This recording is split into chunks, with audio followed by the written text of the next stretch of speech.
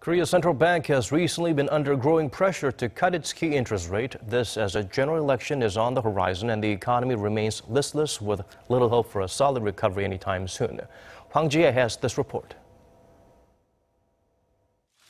The current key rate of 1.5% is accommodative enough to support Korea's growth momentum. That's what Korea's top central banker Lee Ju-yeol has been emphasizing while expressing skepticism about the positive effects of a potential cut. Such remarks have calmed calls for Korea to join the easing frenzy that neighboring countries like China and Japan have been engaged in. But with the general election around the corner, pressure for more easing has returned. Late last month, the ruling Saenuri Party announced an election pledge that demands the Bank of Korea start quantitative easing. It proposed the central bank buy bonds from state-run banks and purchase mortgage-backed securities. It's hard to say who is right or wrong, as the ruling party's proposal would have side effects. However, it's certainly an issue that policymakers should keep in mind, since Korea is seeing the limitations of its fiscal and key rate policies.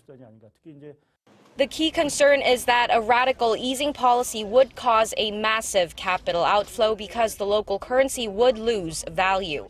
Unlike Korea, experts say the U.S. and Japan that have already introduced quantitative easing are countries that hold key currencies. Switzerland and Norway were not able to lay out QE measures, although they're both advanced nations with a stable currency.